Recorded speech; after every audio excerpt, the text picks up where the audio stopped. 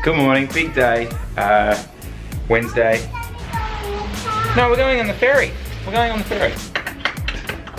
So yeah, we're going to the ferry. I've got a couple of meetings later on this morning. This is to do with next year's team and that kind of stuff. And then we're going to talk about Zone 2, because I think it's time we cleared the air.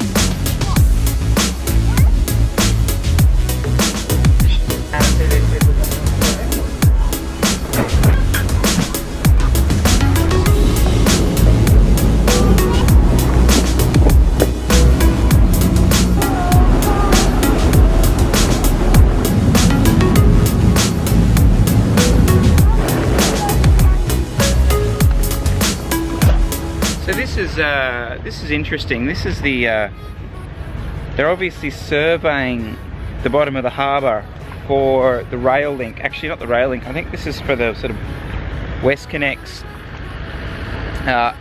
third tunnel that's going under the harbour. Watch this space in about 14 years.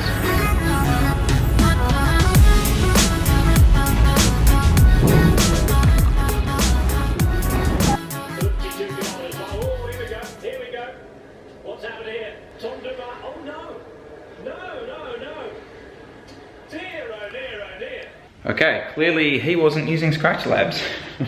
Okay, shooting up the street, we're going to have a little meeting.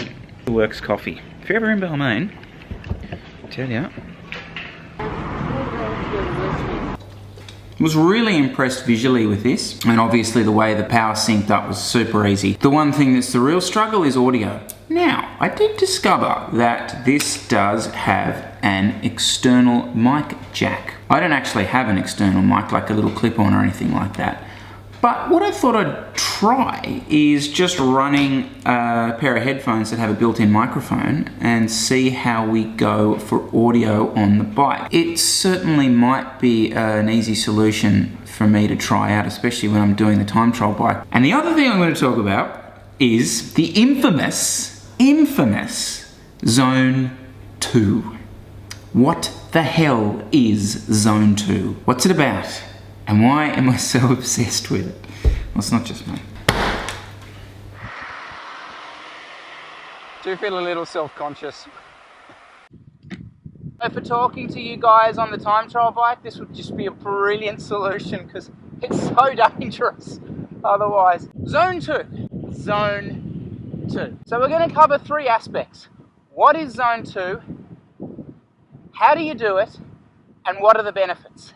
I want to caveat all this by saying this is all my personal opinion. This is the effects that this training has had on me. I am your case study. So let's start by talking about what is Zone 2.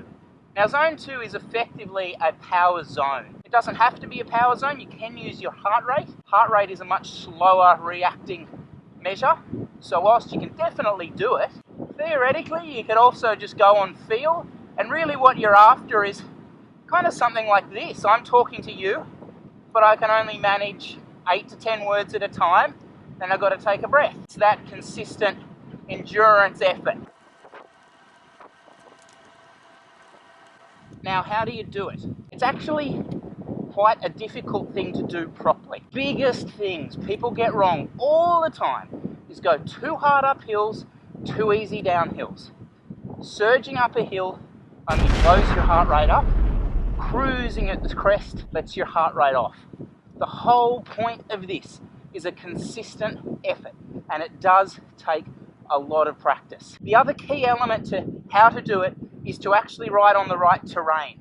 It's very difficult to achieve this on a short, punchy route. So obviously flat roads, hills are okay, but of course you want to try and be able to put some power out down the hills. So something with long, steep descents isn't much good to you. Third and finally, let's talk about the benefits. And this is where I go off script. I'm not reading anything about this coach's stuff.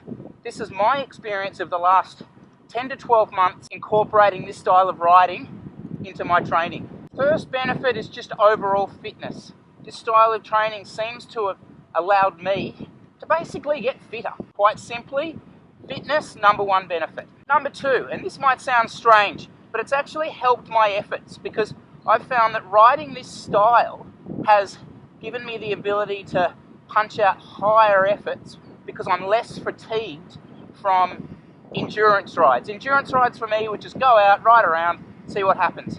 But riding in this zone seems to have given me the ability to recover a lot quicker and therefore actually train harder on effort days. I have definitely found this style of riding, because it forces you to take it easy on hills and push down hills, has improved my flat riding and my downhill riding. By that, I seem to be able to get more power out on flats and downhills than I used to. That therefore has really helped my time trialing. So the last thing I'll say about this, Zone 2 is great. Brilliant style of training, but it cannot be your only training. You can't just train this endurance zone and expect to be able to react or ride away from bunches. Okay, speaking of Zone 2, I'm going to do some.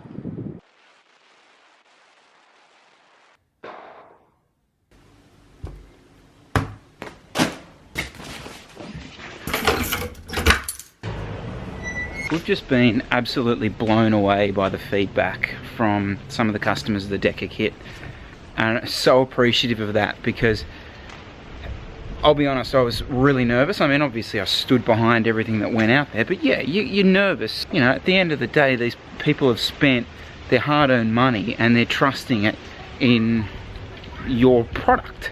And for someone who's just starting out, that is quite a daunting thing. So to be getting this kind of feedback from people who have, you know, I would regard as discerning customers is incredible. We're cyclists, aren't we?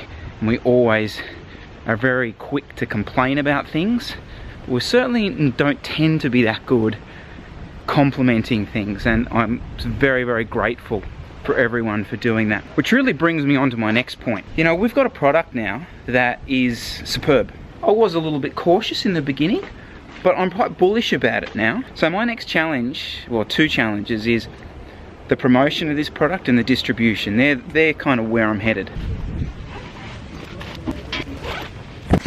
I'm obviously going to keep developing the product and developing all the range of products and design, and that kind of leads me a little bit onto the meeting I had earlier on today with sort of the partners with the team, because what I really want from partners and sponsors and that kind of stuff from the team is not just, you know, a discount on tyres.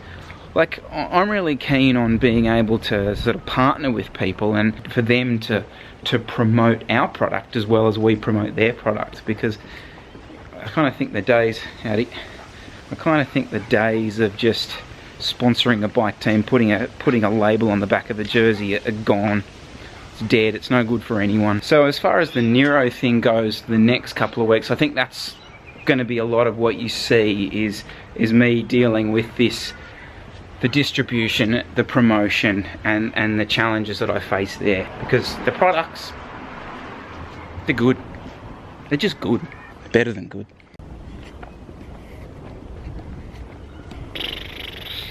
Focus. Yeah, there we go. So yeah, that's us done for today. There's going to be a bit more time trialing tomorrow. There'll be some pain face because this is going to be team time trial. Gonna pick up the girls. It's us done.